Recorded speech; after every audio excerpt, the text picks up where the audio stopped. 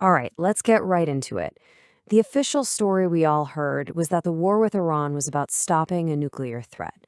But when you dig into a number of critical analyses, you start to see a very different picture emerge. So today, we're going to look at the question, was this conflict really unavoidable? Or was it in fact a crisis manufactured by design?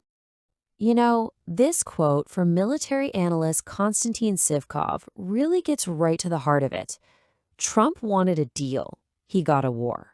It perfectly captures this massive gap between what was expected and what actually happened. But here's the real question. Was it just a massive miscalculation? Or, as some of our sources suggest, was a conflict exactly what some people wanted all along? Okay, so let's start with the big one. Why did this even happen? The analyses we've looked at point to two completely different motives. One is all about cold, hard economics. The other? Well, it's a grand, almost unbelievable geopolitical strategy. So, one military analysis paints a really straightforward, almost cynical picture. It argues the whole thing was about something called the big deal. And the idea was pretty simple. The US gets control of Iran's oil, uses the money for its own agenda, and, gives Iran a small piece of the action. According to this view, this wasn't about ideology at all. The war only kicked off after Iran said no to the deal again and again. But then there's this other theory, and this one is way bigger. It suggests the Iran conflict wasn't just some one-off event.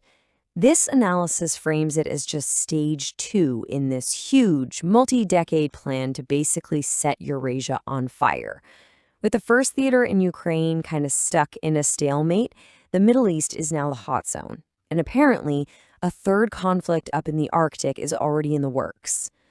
And this is where that theory gets really wild, because it completely reframes who the players are. In this view, Israel isn't really an independent country. As writer Alexander Artamonov puts it, it's a nation of soldiers, a project sent into battle. It's a shocking claim, right? It basically paints a key U.S. ally as a strategic tool, built for a purpose and now being unleashed to achieve these much bigger goals in the region. But, no matter why it started, one thing became clear very, very quickly.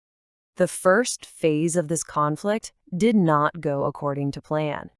In fact, according to the military analyses we reviewed, it was basically one massive miscalculation after another.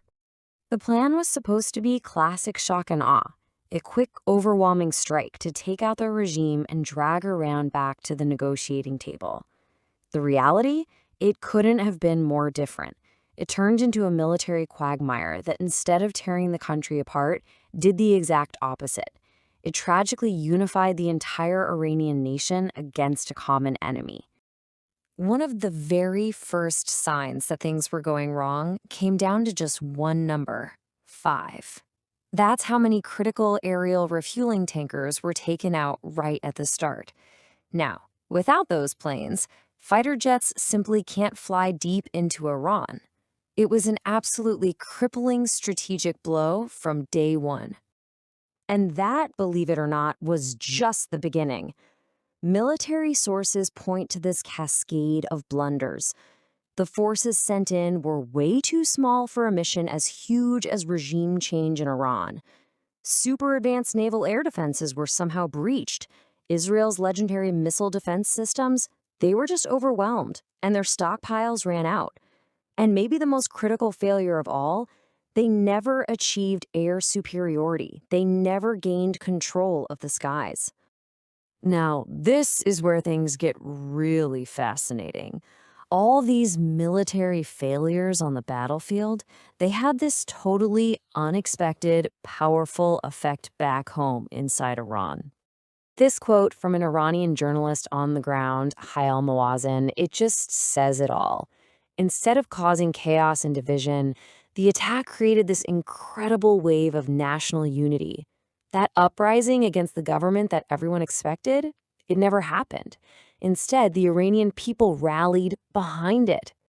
I mean, you had reports coming in that were just stunning to outside observers. Supermarkets were putting up signs offering free food. People from every walk of life, even those who don't normally support the regime, were rushing to volunteer for the army. There was no panic, no price gouging, just an entire society getting ready for a long, hard fight. And you could feel the whole mood of the country just shift.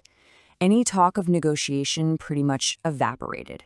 It was replaced by this popular demand for a total victory. The feeling on the street became either them or us, which turned what started as a political conflict into a fight for their very survival. So, with that whole shock and awe plan completely in tatters and now facing a completely unified Iran, the conflict has entered a brand new and, honestly, a much more dangerous phase. The strategy has completely changed. The goal is no longer a quick knockout punch. It's now a long, slow, grinding war of attrition. The new objective is to blockade Iran from the rest of the world and just systematically destroy its industry, its military, hoping to bleed the state dry over years if necessary. And that brings us to the most terrifying question in all of this. What happens if this long, grinding war still isn't enough? If it doesn't force Iran to give up or accept a deal, what's the final option left on the table? Well, according to these analyses, it's the unthinkable.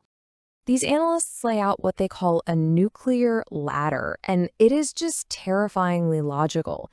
It would start with a so-called demonstrative strike, a small detonation over an empty area, just as a final warning. If that doesn't work, it moves to surgical strikes on military targets. And the final, horrifying step is a strike on a major city like Tehran, designed to cause mass casualties and just shatter the country's will to fight. And get this, the most crucial point here is that this isn't seen as a defensive last resort. It's framed as the ultimate act of intimidation, a way to make an example of Iran for the entire world to see. So suddenly, the stakes of this conflict become global. From the Iranian and Russian perspectives that we see in these sources, this is no longer just a regional fight. This is seen as the decisive battle for the future of the world order, a conflict that could either reestablish American dominance or mark the end of an era where America calls all the shots. And so that's where we're left with this deeply unsettling question. The sources we've looked at paint a picture of a conflict that is so much more complex than what we see in the headlines. It has fiercely debated motives and an end game that could literally reshape our world. Is this war the crucible that will forge a new world order, or is it just the prelude to an unthinkable catastrophe? That is the question that now hangs over all of us.